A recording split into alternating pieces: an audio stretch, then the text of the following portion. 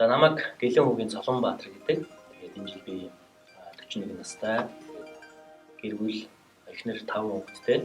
Америкийн нэгдсэн улсын Вашингтон DC орчинд Arlington, Virginia Arlington амьдардаг. Тэгээд мэргэжил гэх юм бол би одоо Библи судлаач, теологийн магистр зэрэгтэй. Тэгээд одоо докторанттай сурж байгаа. Тэгээд Америкийн нэгдсэн улсад 13 онд ирээд Библийн сургуулийн магистрт сураад ингээд одоо Христийн сүмийн булаг Христийн чуулганы пастрын одоо ажил үйлчлэлийг ингээд хийгээ явж байна.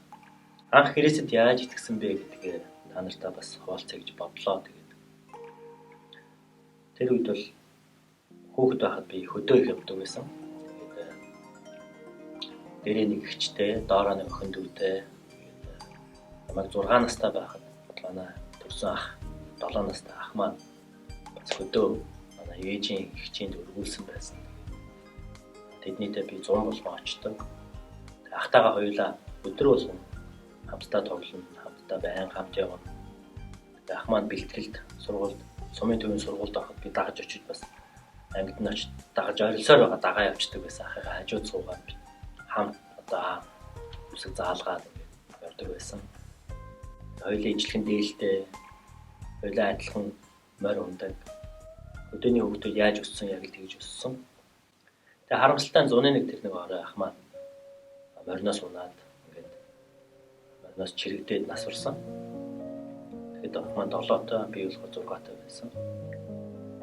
Тэгээд тэр бол миний амьдралд их тийм хүнд туссан болохыг би тухайн үедээ хүүхэд болсон мэдэхгүй. Тэгээд жил ирэх тусам тэр одоо ослын талаар боддог болсон. Тэгээд ер нь яагаад хүн үхдэх юм бол, үхээд хайчдах юм бол яах гэж хүн ер нь амьдарч байгаа юм бол.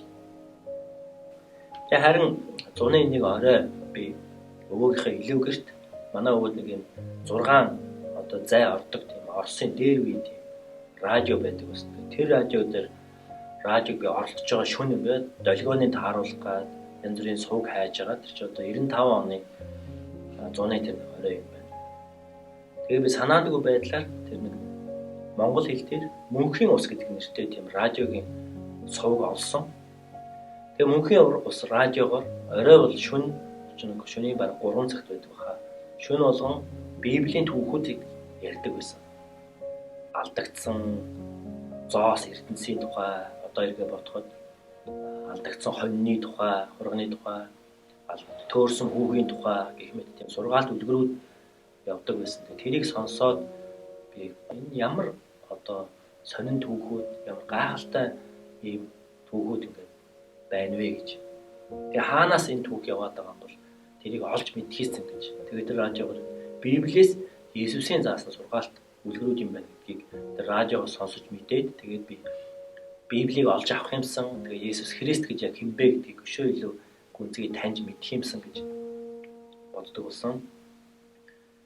Тэгээд дунд анги төгсөж явах жил өвөө эмээ хоёр маань ер нь одоо лам болгоё гэдэг ингээд намайг одоо лам болохоор шийдээд би лам багштай одоогийн гандангийн хамлам, чойжамц хамлам шав ороод ингээд би ганданд жил орчим тангад үсэг заалгаад ингээд бас өмнөний тухай, үхлийн тухай, амьдралын тухай гүнзгий одоо нууцуудыг мэдэж авахын тулд ингээд лам болох гэж нэг жил явсан байдгийн миний амьдралд. Одоо эргээ бодоход жинхэнэ үннийг би олж чадаагүй. Нөгөө миний доторх асуулт хэвээрэл байсан. Үхэл гэж юу вэ? Үхлийн дараах амьдрал гэж юу вэ? Би юу яагаад энэ дэлхий дээр амьдраад үлдсэн болдог ч юм уу. Тэгээ харин санаандгүй байдлаар нэг өвөл би гэртээ сууж байгаад Eagle телевизээр Иесусийн киног үзсэн. Тэгээ тэр кино бол Иесус Христ, Иесус нэртэй кино байсан. Тэгээ тэр киног үзээд бүхнээс нь дуустал үзсэн. Дуустны дараа тэр киноны төгсгөлд хэрвээ та Иесус Христэд итгэхийг хүсэж байгаа бол яг одоо намайг дагаад залбирна уу? Тэр дуу хоолойг сонсоод би дагаж залбирсан. Тэгэхэд би гэртээ ганцаараа байсан. Тэгээд зургатныхаа өмнө би өвдөг сүгдөөд би залбирсан. Тэгээд одоо эргээд би яг боддیں۔ Би гэм нүгэлтэй, миний нүглийг уучлаач. Миний нүглийн төлөө Иесус Христ та энэ дэлхийд ирж загалмайд нас барж тэгээд миний амь мөнх авралын төлөө үхлээс амьсан. Энд тань би итгэж байна. Иесус та миний амьдралд орооч, миний амьдралыг өөрчлөөч. Намайг удирдан жолоодооч. Яг энэ залбирлыг би тэгэхэд хийсэн. Тэгээд би Христ итгэж болсон. Ингээд тэр 95 оны үйл байсан. Ингээд 97 он хүртэл юм байна би. 10 дугаар ингээд төгсөх хүртлээр сүм чуулганыг олж мэдээгүй. Ягаад гэвэл тэр үед Монгол Улаанбаатарт төдийлөн олон сүм байдаггүй байсан. Тэгээ нөгөө Иесусийн каноны зурагтай тийм нэг жижиг юм тохиомл би олж авсан. Тэр каноны зурагтай тохиомлын ард нэг 3 залбирлын тэмдэглэгээ байдаг. Тэн дээр би 3 залбирал бичсэн байдаг. Тэгээ нэгдүгээрт нь Иесус та намайг аварч миний амьдралыг өөрчлөөч. Хоёрдугаарт нь танд итгэдэг ийм хүмүүстэй би холбогдохыг хүсэж байна. Гуравдугаарт нь таны үг болох Библийг надад олж өгөөч гэсэн ийм 3 залбиралтай тийм Иесусийн зурагтай тийм тохиомл би байнга авч явдаг байсан. Тэгээ одоо эргээ бодоход тэр залбирлын хариултууд бүгд надад ирсэн байна. 97 онд би хамгийн анх одоо Христийн сүмд ирж 10 жилийнхаа ангийн найзуудтай бид нар тухайн үеийн чөлөөт сүм гэж Христийн чөлөө сүмд ирж жинхэнэ одоо Христ итгэж хүмүүсүүд гэж хэн болох, Библи гэж юу болох энэ бүгдийг асуултуудын хариултыг олж авсан. За тэгээд 99 онд би одоо дурлал бүсгүйтэйгээ сүм дээр очирч бид хоёр гэрүүл болсон. Ингээд бид хоёр 99 онд хурмаа хийгээд тэгээд тухайн үед бид хоёр хурмаа хийж авах бас нөгөө сонин дээр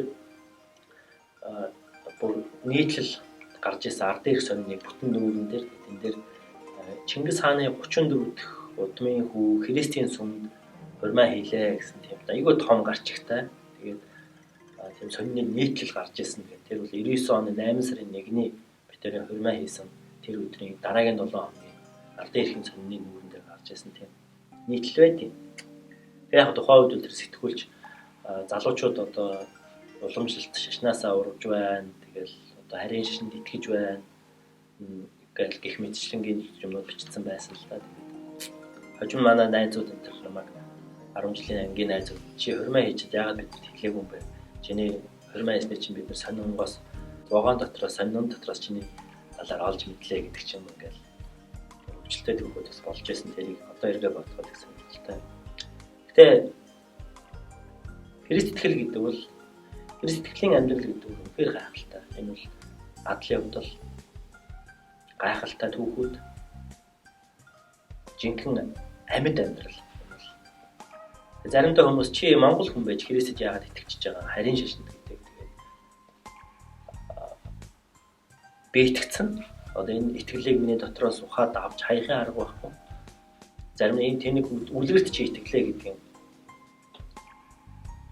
Үлгэр биш гэж тайлбарлах гэж оролдоо зарим хүмүүс ойлгохгүй. Гэхдээ би тэгээ хэрвээ чи энийг үлгэр гэж бодож байгаа бол энэ чиний л бодлоо. Миний хувьд бол энэ бол жинхэнэ болсон үйл явдал одоо ч болж байгаа үйл явдал. 14 оноос 15 оны хооронд тэр өвөл би гэр бүлээ аваад Бостонд, Массачусетс Бостонд очиж Харвардын Divinity-д 1 жил магистрийнхаа нэг курс авч ирсэн. Тэгээ тэнд байж хахад Христ итгэлийн яг энэ үнд суурийг одоо жинхэнэ тэр улан үндсээр нь ухаж олж мэдээ гэсэн тийм зорилготой очсон. Тэгээ үнэхээр чи итгэдэг юм бол чиний итгэж байгаа энэ итгэл үнэмшил яг ямар учиртай юм гэдгийг би олж мэдхийн тулд жинхэнэ байх ёстой газараа очиж сурж авъя гэж бодож зорж тэнд очисон байдаг. Тэгээд тэнд байж байхдаа би яг олж мэдсэн юм хэлээ зэрэг. Би Монгол хүн. Гэтэ би Христ итгэдэг. Би үл итгэгч Монгол хүн. Манай нэг пастор хэлсэн байдаг. Христ итгэнэ гэдэг бол илүү сайн Монгол хүн болох юм шүү дээ гэж. Монголоо алдах биш. Тэгэхээр энэ гэрчлэлийг би ярьж байгаа би монгол хэлээр ярьж байна. Миний гэрчлэлийг та сонсож байгаа бол